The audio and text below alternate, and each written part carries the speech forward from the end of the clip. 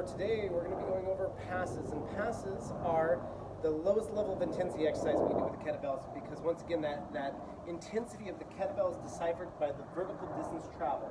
So the medium level of intensity is those swings, whether it be your Russian swings, your single arm swings, your alternating swings, and the high level intensities are going to be your high pulls here and the snatch here. The swings, because of the fact that the vertical distance traveled is very low, if at all, are going to be low level intensities, and we generally use this to allow for your heart rate to drop back down in between higher level intensity exercises, or to warm up for higher level intensity exercises too as well. So your passes are nice and easy. It's the only exercise that we do with the kettlebell where your pinky is going to be in the corner instead of your index finger in the corner. So when we pick up the kettlebell, it is going to be right here as opposed to here as we would with your single arm swings, high pulls, and snatches. And the reason why is as we pick it up, we want that kettlebell to be able to put both hands on, and then we want to be able to switch behind the back here. One big key is we're going to go around the body here with the around the body pass. And one big key is you always want the same side of the kettlebell facing the same direction. You don't want to change the position of the kettlebell, okay?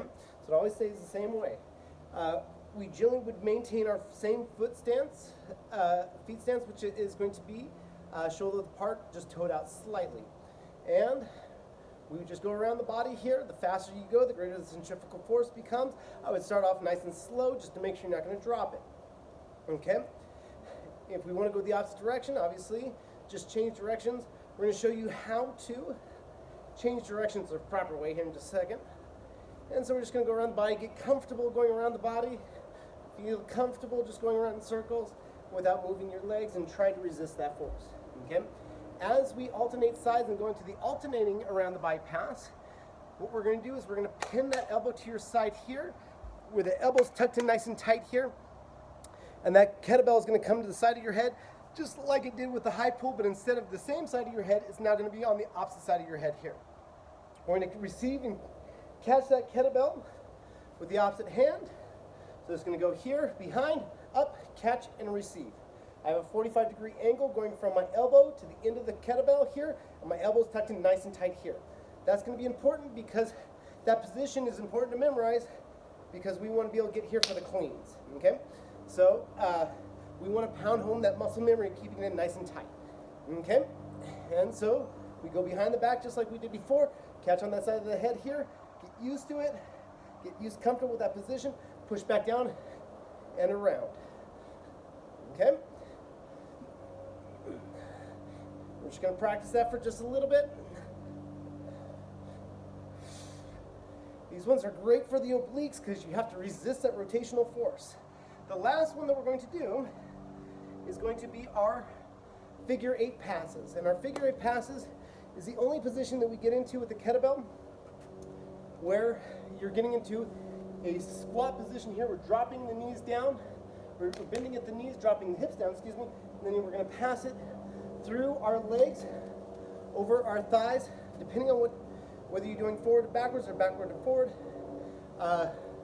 We could either go here, forward to backwards, stand tall, make sure you're squeezing those glutes all the way on the way up and getting as tall as you possibly can.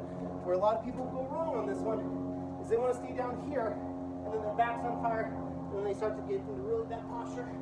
So make sure that you reset, chest comes high, pull those lats back, pull that chest to the sky, okay? And we can also go backward to forward and go here over the top of that leg, okay? So once again, as a recap for all the passes that we're going to do, there's around the bypass the opposite direction, alternating around the bypass, figure 8 passes, and then we can switch directions with the figure 8 using the alternating around the bypass too as well. Anytime you change directions or change hands, we can use that alternating around the bypass. So for example, if I'm doing figure 8s here, I can come up around the body, pass, and and then back to my figure eights. I could go through and switch to backwards. Go back behind the back and back to forward. Okay? So, it's something to practice, something to work with. What the workout for the day is going to be, all it's going to be is you're going to set a 10-minute timer, and you're going to try to go full 10 minutes, just improvising, going from one pass to another pass to another pass, into your figure eights, into the alternating around the bypass, and just try to experiment with it, get comfortable with it, build some time in each position, and practice transitioning from one to the next. Okay? All right, guys. Have a great workout. Enjoy.